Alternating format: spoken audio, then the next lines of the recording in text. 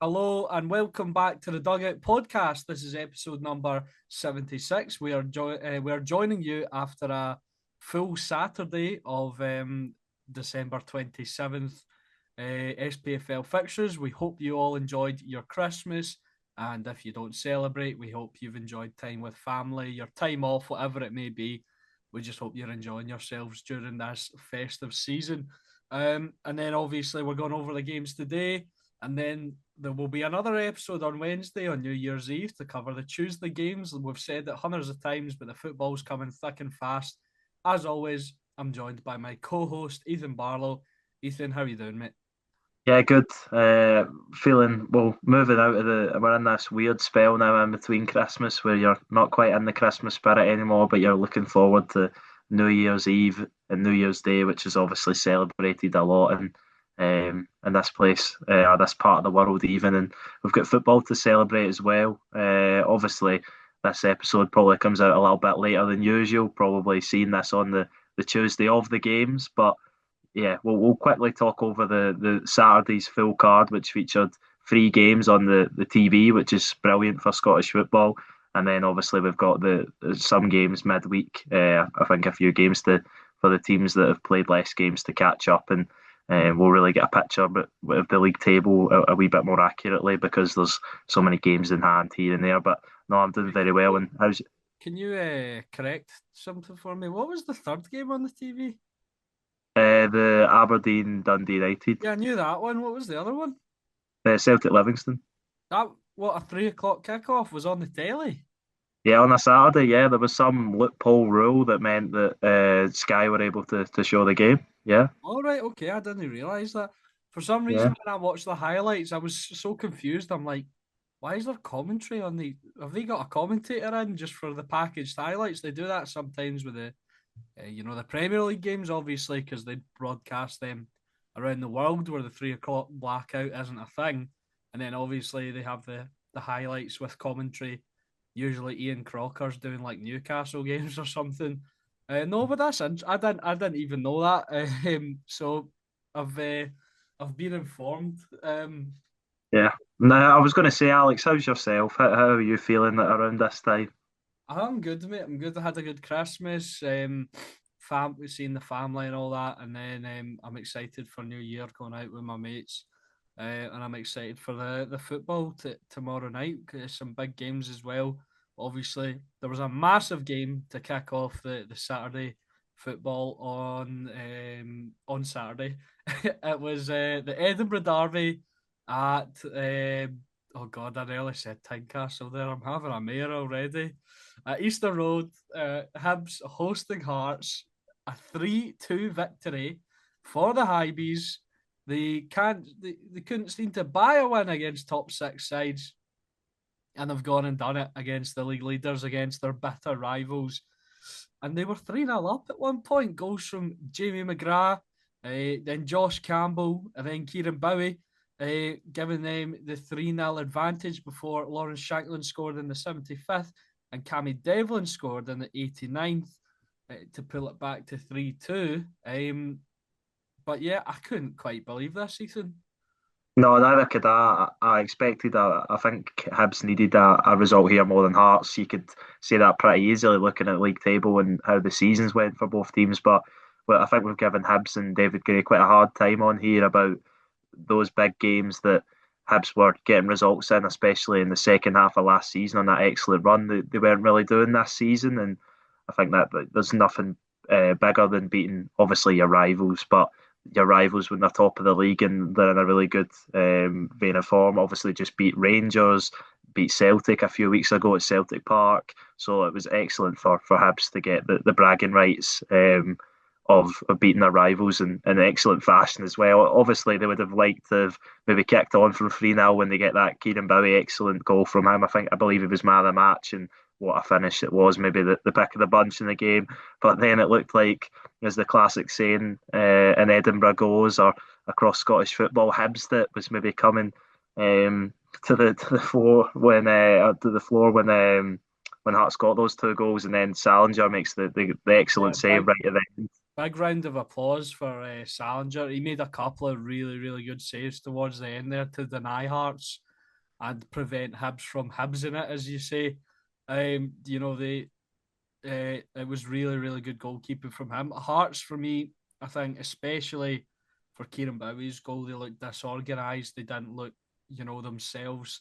You know, especially I think in the Rangers game, they looked to a man, better organised than the opposition. They looked like they wanted it more.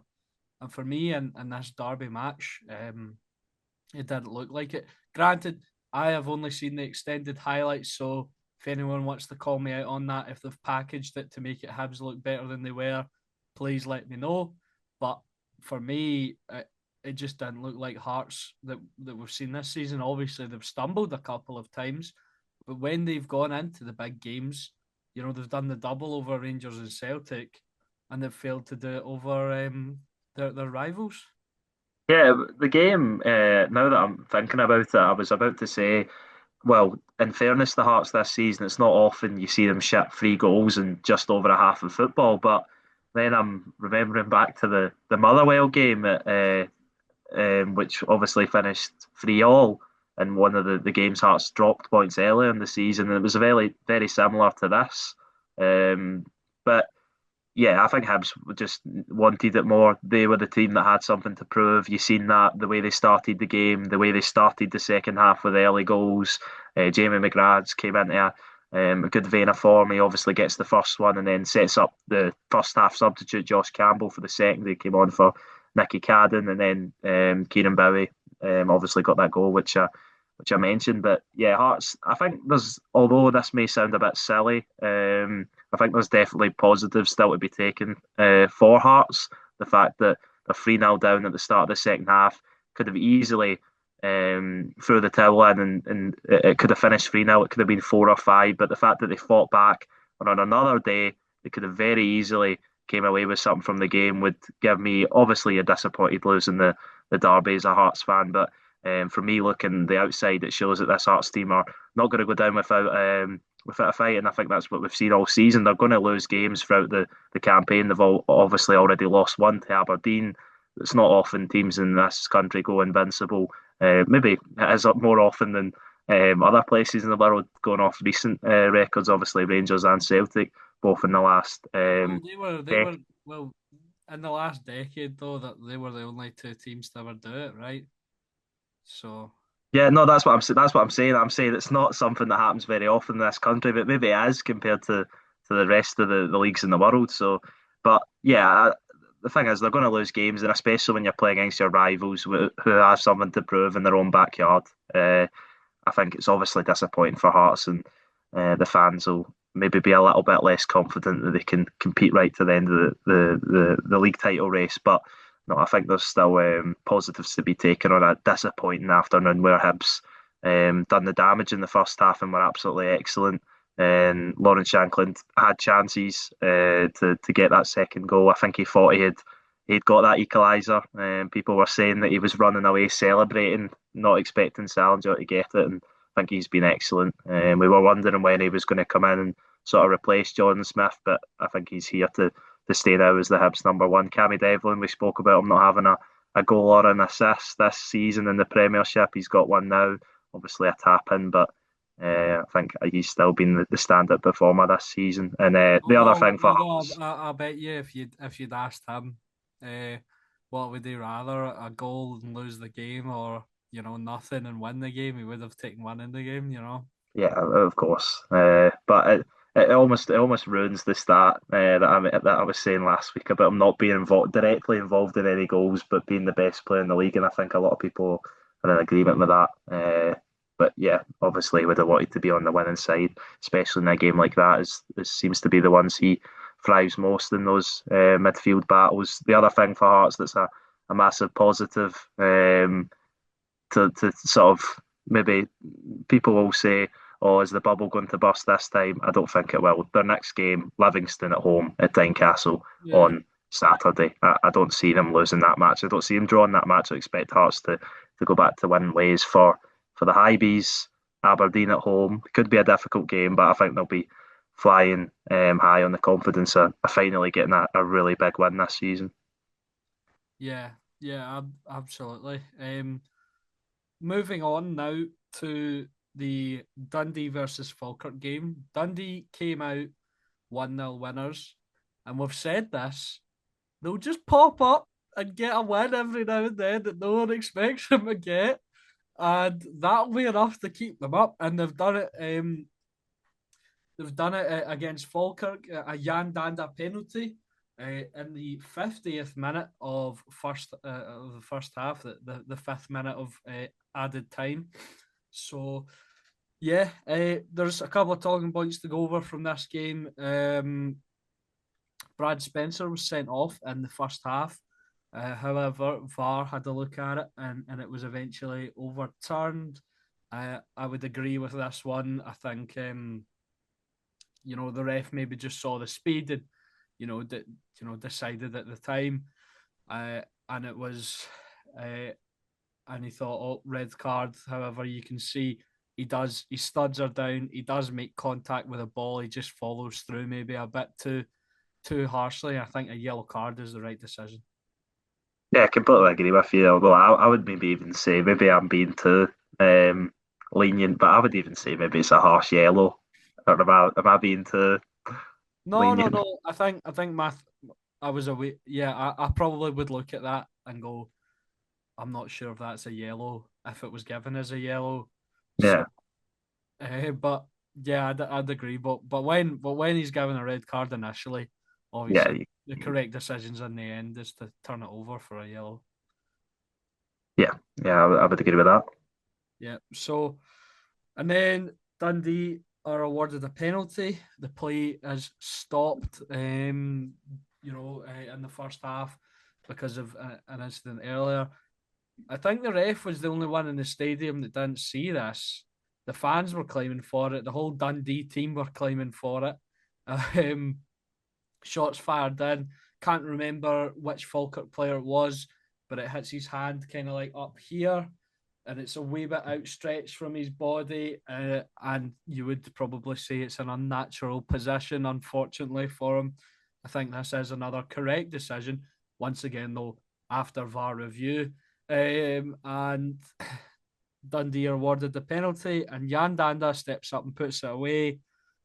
One thing I wanted to say though, Dundee are usually really well known for their nice kits. However, I think this one's a bit of a swing and a miss. It looks like somebody's just slapped some red paint on top of a classic home strip. Well, you know what? Looking at the highlights package, that was one thing I picked up because I have no recollection of this kit being released. We ranted and raved about the home and Oh, away kit and the. I think there was a special edition released recently or something. All right, okay, that makes sense. I'm not going to be as critical as you. I quite like it. It's not up to their usual excellent 10 out of 10 standards, which we've came to expect from Dundee recently, but it's okay. It's not the worst kit in the Scottish Premiership by any means. Yeah, yeah. So Jan Good Danda. penalty as well from Jan Danda. Yeah, yeah, absolutely. So Jan Danda puts that away. Um, much of the second half, Falkirk did threaten, but not too much. There was actually nearly an incident in the first half where John McCracken went walkies, and it was cleared off the line. But in the second half, Falkirk, there was no really, big chances that I can remember. And then Simon Murray is sent off uh, for a cynical foul. I feel like, it was intentional, but you could see from his reaction that he was a bit, oh, I didn't mean it to be that bad, if you know what I'm trying to say. Yeah, Because he was he was really apologetic. You don't normally get that from Simon Murray. yeah, and he is someone that is what probably there's not many players, maybe only one in the Scottish Premiership, and you could argue this as well, that play with more pressing intensity as a striker than Simon Murray. And when he's chasing people down like that, it's inevitable that there's going to be some Yeah. things like You that know, happen. And you know what was so funny? It was I was watching the highlights and I knew he'd been sent off before. And then when that highlight started and I saw him sprinting, I'm going, oh, this is it. This is when he's gonna get sent off. You could just see it in him. Yeah, and maybe you could understand that it was on purpose, out of frustration or something like that. If Falkirk were winning, maybe winning the game, and Simon Murray's he's obviously had a tough season with goals wise. But you could imagine that if he was running back in frustration. But it wasn't like that. Dundee are obviously ahead in the game, and it's not something he's meant to do on purpose. But unfortunately, it is dangerous, and it probably is a red card, unfortunately, for Simon Murray, and he's pretty, I'll say, abysmal. Season continues. Yeah, but Dundee weren't down to 10 for too long, and then the final whistle went, and they got the 3 points. And you know, I think for me, they're starting to separate themselves a little bit from a team we're about to talk about, and another stinking team who got away with one. I'd say, based on the highlights. So, moving on to the first of those two stinkers, Livingston hosted Celtic, and this is the maddest game of the weekend. Christian Montagna opens the scoring within 3 minutes before Benjamin Negrin equalises with a ridiculous strike. It was so weird. It looked almost as if it was floated like a cross, but it had real power on it. It was an incredible goal from me. Well, I think that was the Oh, second goal. sorry, I'm getting confused. Getting confused.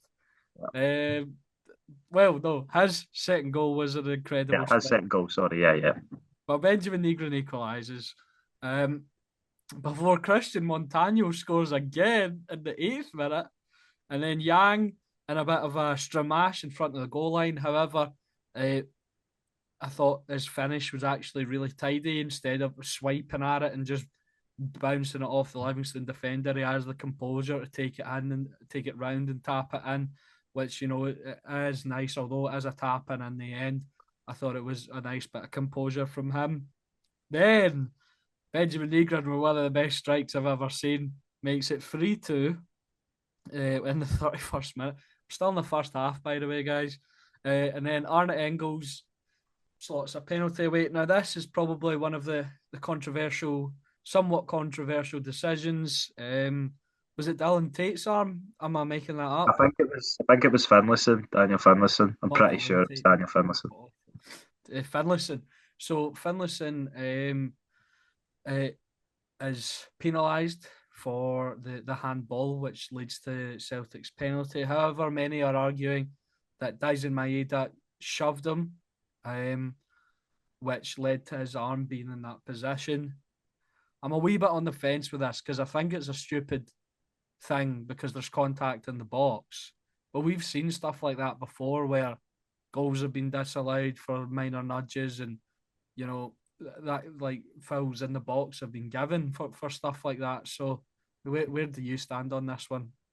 Yeah, when I seen it, I didn't think, yeah, that's a penalty or that needs to be a penalty, and I think I'm quite, I don't know, maybe sometimes too generous when it comes to the handball rule. To defensive players anyway, I just didn't think it was really a penalty. But I can understand why they've given it. But when you bring the Daisen Maeda contact he makes with Finlayson situation into it, it definitely probably aids Livingston's case that it's not a penalty. I thought it was quite soft, and it's one that you just kind of don't really want to see given, but it was given. Arne Engels put it away, and Finlayson maybe got the unlucky luck that I would say he got lucky last time out against St Mirren when St Mirren were St Mirren had a goal disallowed, which was I would say a very soft foul on Finlayson. So you say these things balance out, but obviously in the context of the match, Livingston lose in both of them, and it doesn't make too much of a difference. But when Livingston are only one goal down compared to two goals down, it's a completely different game, isn't it? Yeah, yeah, absolutely. And although there were not any goals, it definitely wasn't a boring second half. I don't know what got into Christian Montano, by the way. He was just banging shots from everywhere. He could have had a cracking hat trick. I've never Yeah. seen him. I've never seen him be such a goal threat before. Um, Yeah. The but two excellent finishes as well. I know really poor defending from Celtic and really poor defending from Livingston, which I think obviously you expect from Livingston. That's why they're down the bottom of the league. You've certainly come to expect that from Wilfred Nancy's Celtic team, although they've created a ridiculous amount of chances, especially in the last three games. The last maybe two and a half games, because the second half they didn't create all that much. But yeah, I think that's why this Wilfred Nancy team will be entertaining to watch from a neutral point of view, because there's going to be goals at both ends, and I think obviously gamble responsibly, but I think Celtic will be a good bet against Motherwell for both teams to score. Maybe, because Motherwell will get on to them. They do have some attacking threat, and they all, but obviously Celtic's defence is quite shaky. But Celtic have proven they've got. I think in nearly every single game they've created over 3 xg under Wilfred Nancy. So maybe with the exception of the Roma game, but they've maybe St Mirren as well. I'm not 100% on that, but they do create chances, and we are starting to see what is potentially possible with this side. Yeah, exactly that, and I think maybe some of the unfair sort of criticism of Wilfred Nancy is that, oh well, he's getting the job done, but it's not convincing. But I don't think it was convincing under Martin O'Neill by any means, and obviously he's earned legendary faith in the bank as a Celtic manager, and he gets the excuse of being just good enough to win. And I think Wilfred Nancy obviously needs to earn the respect of pulling wins out the bag like he has done, and maybe you could say the last two games, although they probably created enough in the balance of play to deserve the wins. He's got two massive challenges coming up. Fir Park will not be an easy game, and of course Rangers coming to Celtic Park will not be an easy game either. And maybe the last point on this game was Benjamin Negrin's got 10 goals this season. I think it's something I've said on here, regardless of whether you think he's a good player or a poor player or not good enough for Celtic, whatever. He's going to get in positions to score goals, and that's what he's done this season. You see that with the first one especially. And I think he'll continue in that vein, whether he's performing well or not. Can you hear me? Yeah. Yes. Can you? Yes. All right, sorry, because I dropped my mic there, guys. In case you're wondering, and I thought I'd broken it. And in case you hear someone hitting a microphone during the recording, that was me checking to see if it was still working. So sorry for the audio listeners. Moving on to the fourth game. I feel like we're going through these very quickly, but I feel like we're talking about them. Maybe I don't know why. Sense. I think it makes sense for the viewers. The analysis is probably not going to be too I don't know what very analytical this week, but as you know, it's short notice before the next games. I'm sure Yeah, the absolutely. viewers have seen a lot already. And please forgive us. It's the festive period after all. Yeah. So moving on to the fourth game, Rangers versus Motherwell at Ibrox, and I only saw the second half of this game, but there were some good moments from Rangers. Telo Asgard with the only goal off of a shot from Dede Gassama from the right hand side. Dede Gassama, by the way, when he moved over to the right, I thought he was very, very good. Um, uh, he left every time he ran at Emmanuel Ongello, he left him for dead. So I thought he was really positive. Mikey Moore was good when he came on as usual. Connor Barron once again, although he did get turned inside out at one point, and I was thinking, oh no, that's gonna get clipped up. But I've not really seen it going about. But yeah, Rangers. We're speaking about XG. Rangers in this game created 4.04 expected goals, which is sort of unheard of, especially for this Rangers team this season. Uh, Callum Ward won the Man of the Match award on Foot Mob. However, Motherwell were good up, and I just wanted to highlight as well. I think when obviously I seen Rangers play Motherwell at the start of the season, they hadn't been fully developed yet, and it took them a while to get going. Their press, and I'm not even joking, is one of the best presses I have ever seen. at Ibrox. Like, you know, and like even like comparison, maybe it's because it's a worse team that Rangers have as well, but like it's one of the most organised, aggressive presses. And when the final whistle went, several Rangers players collapsed. I'm not surprised. This Motherwell team will run you into the ground. If they could figure out how to finish, I mean, Jack Butland made some good saves, one especially from Callum Hendry, but if they could figure out how to finish more clinically, I feel like, the sky's the limit for them. Yeah, and that's the thing. Off the ball, they've been excellent, especially recently. I think we spoke on the stats in the last game.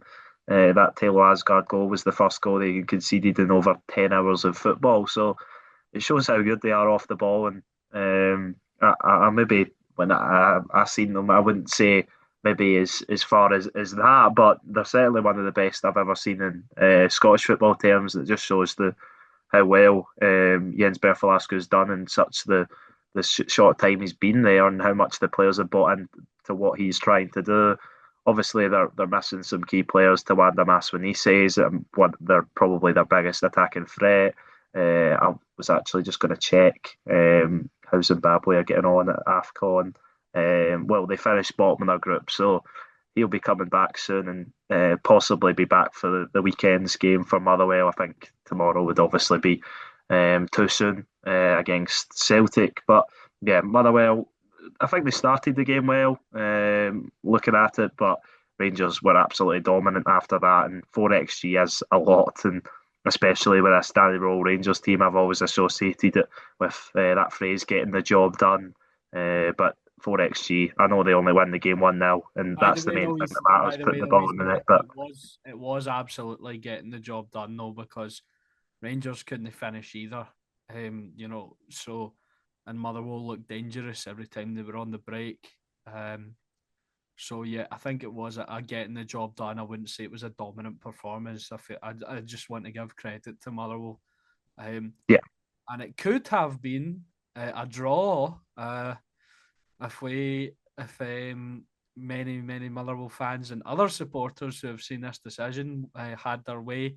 Um, I can't remember the exact time, but it was late on in the match. Emmanuel Fernandez sticks his leg out on the Motherwell player who is breaking into the box. There is contact. He goes down. David Dickinson says no. VAR says no. The SPFL support base is up in arms again. The outrage is, the conspiracy theorists are coming out the woodworks. But we're going to discuss this in a capacity as we always do with the big decisions. Um, Emmanuel Fernandez must be on some sort of golden list because he's been at the centre of three big penalty decisions on this. But yeah, we'll discuss this. But I've ran a poll on the TikTok I posted today, so I'll check that and see what you guys are saying, and I'll let Ethan take it away. yeah, this one is it's a decision that I think it could go either way. It really could because Emmanuel Fernandez he gets caught, I think, quite flat-footed. He makes obviously a challenge for the ball, and I think he does get a little bit of contact on the ball, as people pointed out. But after he's poked the ball away, the Motherwell player runs into him. He's continuing his run, and then he obviously trips over Fernandez's leg. Now, people have compared this to the Fabio Silva against Alistair Johnston one a few years ago at Ibrox. I think it's slightly different, but I can see why people draw those comparisons because Alistair Johnston took the ball and then went on to bring Fabio Silva down. That was given as a penalty. This one obviously wasn't. I can see why the Motherwell fans are frustrated. I think if it's your team, you're screaming for it, you want, and you think that's a penalty. But on the other side, Manuel Fernandez gets a touch on the ball, and you could say the Motherwell player runs into his leg. So I'm not going to say it's a stonewall penalty that Motherwell have been done out of, but I think on another day they could very easily that could have been given, and Motherwell maybe snatch a point from the game. Yeah, I would agree. I've gone back and forth on this a lot. Actually watching it, and it looks different from different angles. there's some angles where it looks like it's clear that he's brought him down. There's some angles where it looks like the Motherwell player could have continued on, and he actually dangles his leg to draw the contact. Um, you know, and I think it just comes down to, if it was given at the time, it wouldn't have been overturned. But since it wasn't given, they're not going to overturn it.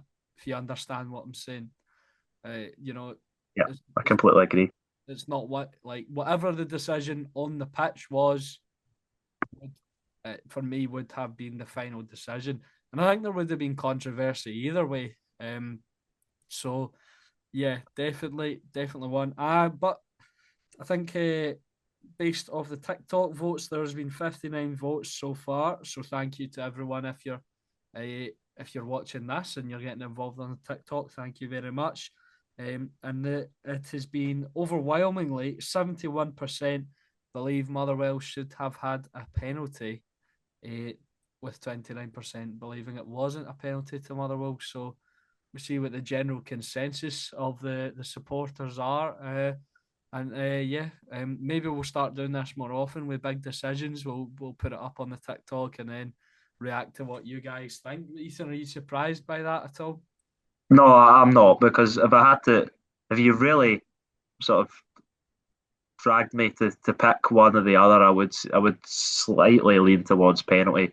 But I think I've said this, and I say it a lot.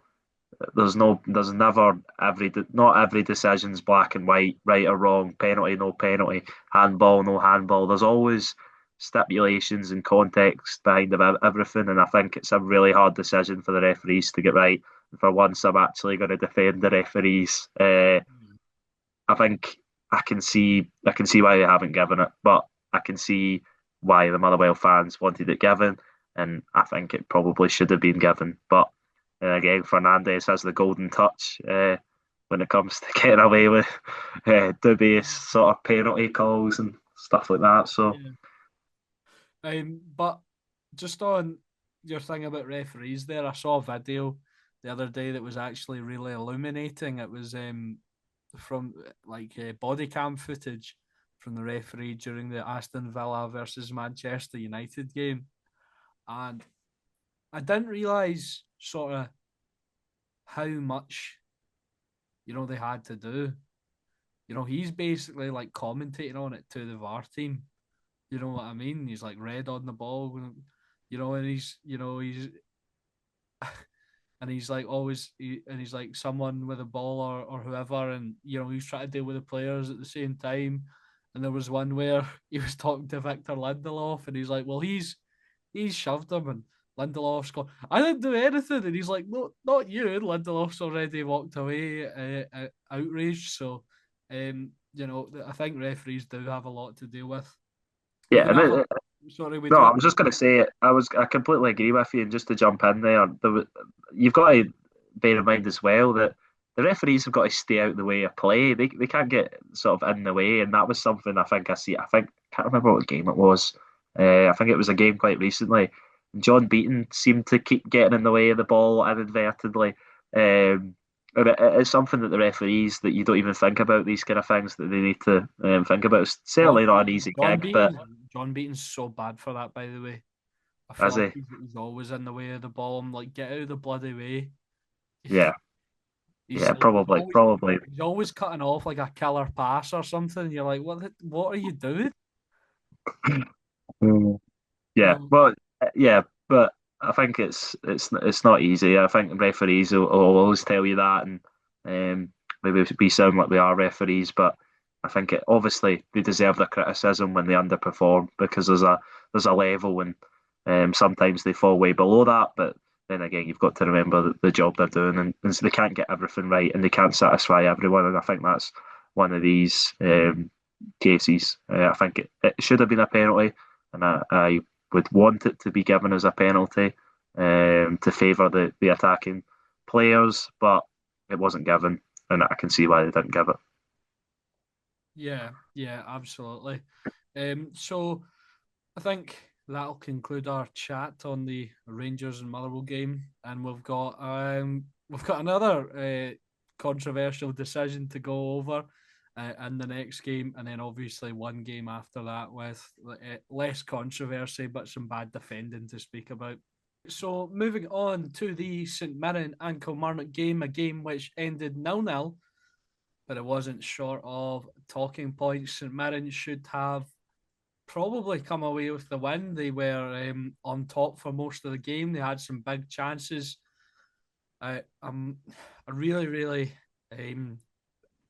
tremendous close range save in the game from I'm going to butcher it. Oluwayemi. Yeah, that's it. There we go. From Oluwayemi. I feel like if one positive thing's come out of Kilmarnock, I feel like he, as a goalkeeper, is growing in confidence, and we're seeing more and more important saves from him every single week. So that's a positive, because at the start, they were not happy with him, and obviously Eddie Beach isn't up to scratch either. But yeah, it feels like he's improving as a goalkeeper.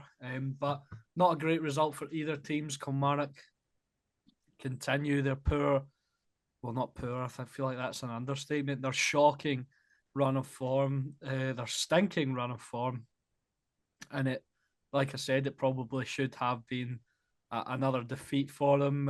St Mirren, yeah, like I said, had a really good amount of chances, and Ethan should have had a penalty. I don't understand how this is not given. David Watson sliding in the box, takes the leg, and then gets the ball. This is the most Stonewall penalty I've ever seen. Yeah, I watched it at first and thought sort of nothing of it. Just quickly watching the highlights, but then I looked at the comments and seen how is that not a penalty, and I was like, well, let me rewatch this, and then I noticed that he doesn't really get the ball. Okay, yeah, as you said, he gets the ball, but he's already kind of took out Adolwe, I think it was, Yeah, before. he just wipes him out, and then he Yeah, follows through and gets the ball. But surely it has to be a penalty. And if I was a St Mirren fan, I'd be raging, and I can I feel like earlier in the season we were joking about St Mirren because they got done so many times last season that they're getting let away with a few decisions. But I feel like it's balanced out again because they've been screwed by the referees and VAR a couple of times this season, and it's happened again.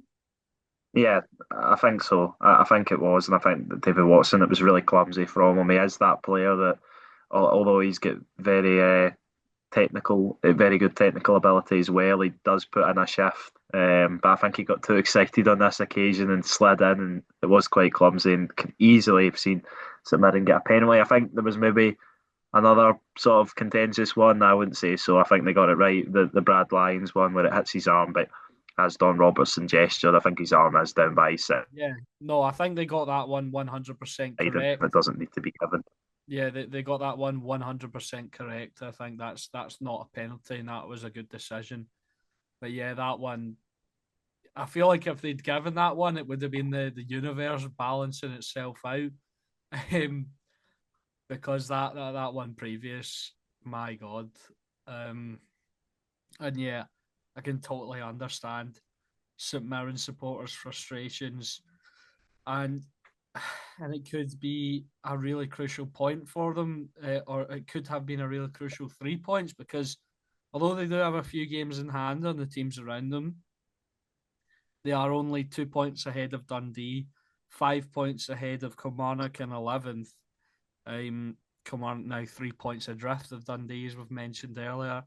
So yeah, it's and they're 4 points ahead of Livingston, but Livingston have a game in hand also. So I feel like St Mirren, if they aren't careful and they don't keep picking up results, obviously, and like we've said millions of times, games in hand are not guaranteed points. So they could perhaps see themselves drawn into this battle. I feel like they are still a cut above the rest of the other sides. They've shown enough this season, especially in that 3-1 cup final victory, that they are a good side. But yeah, if like not picking up these points could accumulate to them being drawn into a relegation battle that they probably shouldn't be in. Yeah, quite possibly when you're playing against a low on confidence Kilmarnock team, obviously in that terrible run, which we go on about every week at this rate. Despite Chris Dillon coming in, it's not really changed too much so far, and they still await to get that permanent boss. And for St Mirren, it's a better run than what they were on, obviously, before they drew Aberdeen at Pittodrie and then got that win against Dundee United before they, I'll say, destroyed Celtic in the League Cup final. And then they obviously got that win against Livingston. They would have wanted to get another win at home against Kilmarnock, but sometimes I think St Mirren flourish better in the games against the teams that are maybe in a better place and are more confident and maybe take more risks, and St Mirren can counteract that, and maybe no better than playing against Rangers at Ibrox and then Motherwell at Fir Park will be ones that Stephen Robinson will look to pick up points, because I think we've seen that almost all the teams in the league are capable of taking points off each other. For Kilmarnock, I'm going to be honest. I'll give my prediction away earlier. I'm not getting any confidence of Kilmarnock going to Dens Park and getting a result at the moment, and that's a really worrying time for the Ayrshire club. I think they need to get a new manager in, because although I said a few weeks ago I think they'll be okay, I'm starting to worry about them, I've got to say. Yeah, absolutely. That game on Tuesday is absolutely massive. It could be a turning point for both of those clubs, and the and what we see at the end of the season in terms of who will be battling to stay up, with Livingston, who I'm still comfortable in saying are the favourites for me for automatic relegation. I was right about that, by the way, from the very beginning. No one can You take will, that. you No one will, can take that away from me. Um, you will. but yeah, disappointing result for both sides, but I think more catastrophic for Kelly. Moving on to the third televised game of the evening, or of the day rather, as Ethan so graciously informed me during the recording, shows how professional I am. Aberdeen hosted Dundee United at Pittodrie, a one each draw. Fata with the opening goal before Jesper Karlsson equalised in the second half. Fata's goal was in the 30th minute, Jesper Karlsson in the 60th. And for Dundee United's goal, that's some of the worst defending I think I've seen. Nicky Devlin gets caught, and Fata's just allowed to stroll across the Aberdeen box and put it past Dimitar Mitov, who maybe this is just me being super ultra critical of the whole Aberdeen team, just off the back of how bad that defending was, but I feel like his positioning was a little bit dodgy as well. Yeah, well, it was a strange one. I actually thought that maybe I'm giving too much credit to Amar Fata here, but I think the at the timing he takes the shot is a bit of a strange one. You feel like maybe he's going to take another touch to compose himself and then find the back of the net, but he kind of takes it really quickly, and I think he catches Dimitar Mitov off guard. It's a nice finish, as you said. Mitov and the whole of his Aberdeen defence should have done a lot better. Nicky Devlin gets caught sleeping on the ball. But yeah, two exciting wingers with a goal. I'd say the Karlsson one's a lot less. What would you say? Nice. Yeah, they all count the same. Yeah, they do. But No, but it is definitely less nice. But Aberdeen in this game, I feel like maybe akin to St Mirren, probably deserved to win based off of the chances that were perhaps passed up. Adil Al-Shish didn't have his shooting boots on. And yeah, the Aberdeen are a funny one this season. I feel like they, after that poor start, they sort of leveled out, but I think they are prone to a dodgy wee result now and again where they can't, find the net, and they can't put their stamp on the game, and they sort of with that opening goal, they allowed Dundee United a foothold, and then they were chasing it from then on in. And although they probably should have got the win, they made it an uphill battle for themselves. Yeah, they certainly did because they started the game well, I think, and had control of most of it before the lapse in concentration for the Fata goal. Yeah, I think it's crazy to think that Aberdeen are just 3 and 5 points behind Hibs and Motherwell with a game in hand. You think how good Motherwell have been this season. I know they've got a lot of draws in there, and then Hibs have been solid. I don't see Aberdeen really being better than them at any stage to really go and make an attempt to finish above them in the league. Of course, we're still very early in the season. For most teams, we've not even hit the halfway point in terms of games played. But I think Aberdeen will need to be a lot better if they want to have any aspirations of the European spots. But I think they're well capable of it. I think they've got some excellent players there. I think Jeremy Clean's a really good manager, but they need to pick up results more on a more consistent basis. For Dundee United, I think they'd be doing really well to catch Aberdeen in that sixth place spot, as do I think Falkirk as well. I know a lot of people maybe had them as in a dark horse, you could say, but I think Aberdeen will get stronger as the season goes on. They've obviously got a massive squad of players there compared to Falkirk and even Dundee United. The one thing I would say with the Dundee United again, I think we've pointed this out a few times, but I think Dave Richards maybe got to do better with the goal again. I mean, he's not exactly a downgrade from Kucherenko by any means, but yeah, I think Dundee United have struggled with goalkeepers, and that's something we always seem to say in Scottish football. Yeah, I mean, I feel like they hit the jackpot, excuse the pun, last season with Jack Walton, but they obviously couldn't get him back, so they're struggling again. And yeah, Richards, he's a dodgy goalie. Yeah, just that against Kilmarnock. Oh, he that game against Kilmarnock, he was stinking. So yeah, they do. I think they definitely do need to maybe look at goalkeeping options in January. Or however, I don't know if that's where Jim Goodwin's head will be. Um, but like we mentioned, we have 5 Premiership games tomorrow night.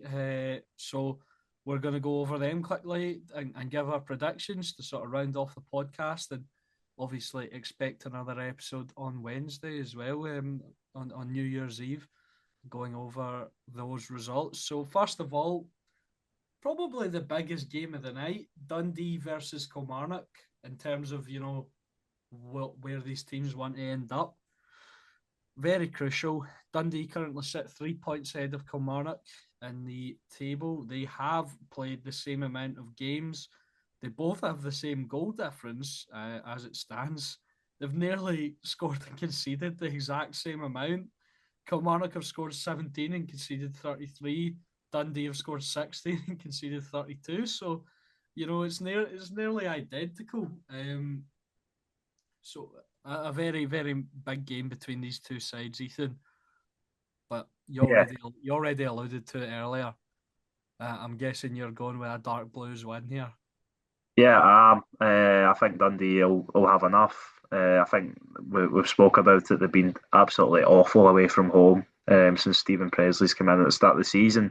But at home, they've not been the worst, so to say. I mean, they're still ninth in the league, which isn't great, but over double the amount of points of Kilmarnock and Livingston, more points than Falkirk have even picked up at home, and I think they'll be flying high after the win they got at the weekend.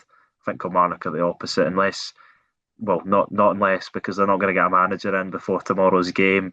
So I think it'll be a narrow win for Dundee. It'll not be pretty, but I back Stephen Presley. I think he's done a solid job with the group of players he's got there. I'm going to go 2-1 to the home side. Okay. I would agree. I think Dundee will just have enough, and these potentially back-to-back wins could be massive for them in the season. And you can't choose to play Kilmarnock at a better time. So I'm gonna go with 1-0 to the home side. Yeah, and a penalty again.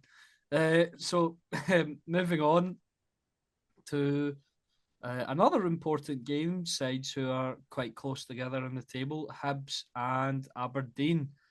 And I'll start off with this one.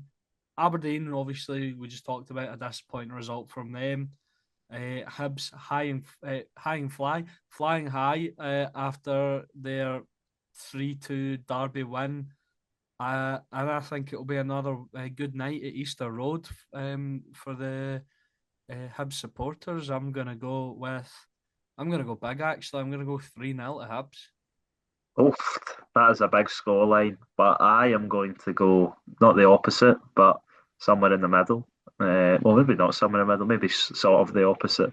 I'm going to go with a draw in this one. I don't think there'll be much between the teams. I think the story of the season's been inconsistencies, and I don't think either of them will be able to build on their season with a win. I think it'll be a 1-1 draw, and I think it'll be disappointment again for Hibs.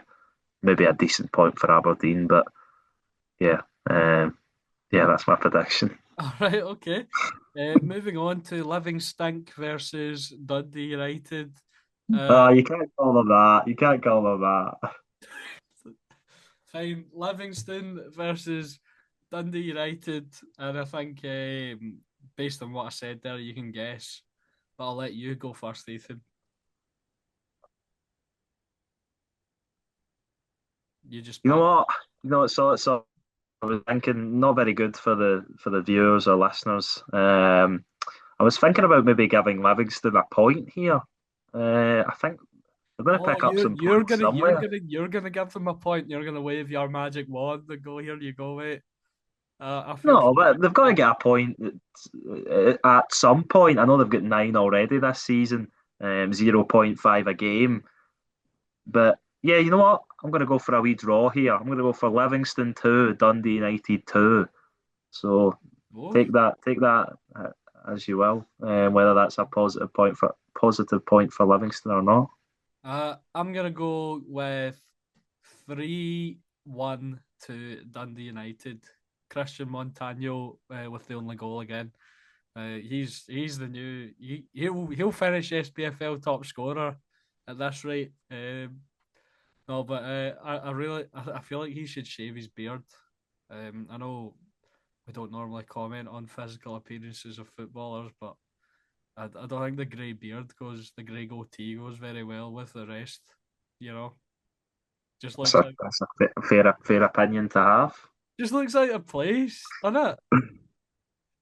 You I know, don't, I'll be honest. I wasn't really taking that much of an interest in no, his no, beard. but you And can't as a fellow beard haver, I'm sure you probably take more notice in that kind of can't stuff. miss it though. You know, he's got black hair. You turn around, you get jump scared by a grey goatee. Well, he likes what he likes, and if scoring goals is what he likes, then I'm sure David Martindale can certainly do with it.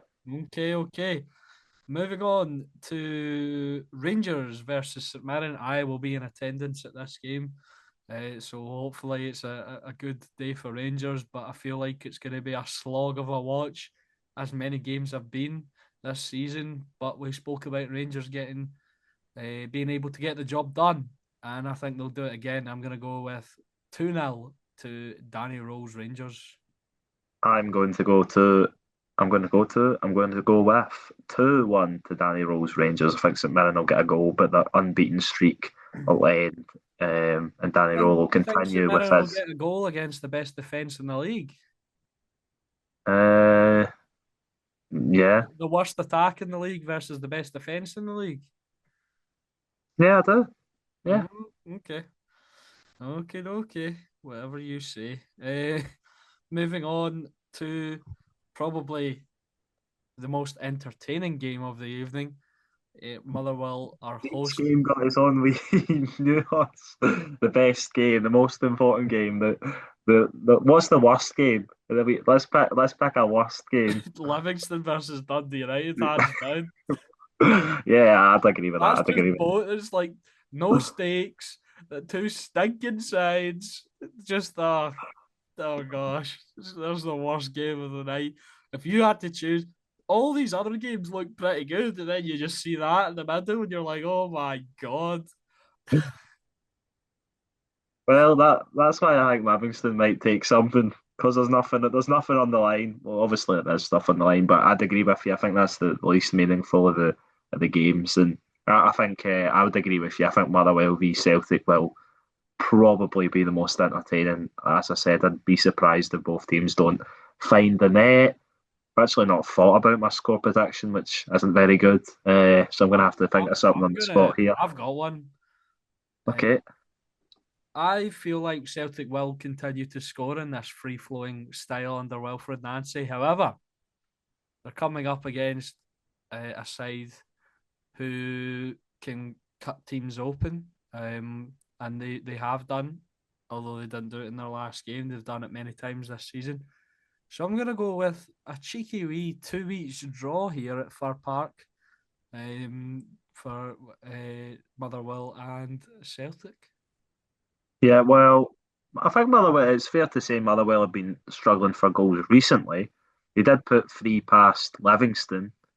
So I Well, don't think there's any. that's Livingston. So Yeah, but I was going to say I don't think we'll have any problem putting three past Wilfred Nancy's Celtic, but maybe that's a wee bit of extreme. You know what? I actually was thinking 2-2. I know it sounds like I'm just copying your prediction, but you know what? I'm going to go with it. Motherwell 2, Celtic 2.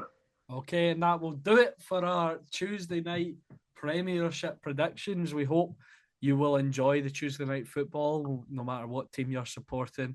Sorry if you're a Livingston and Dundee United supporter, you're in for a stinker.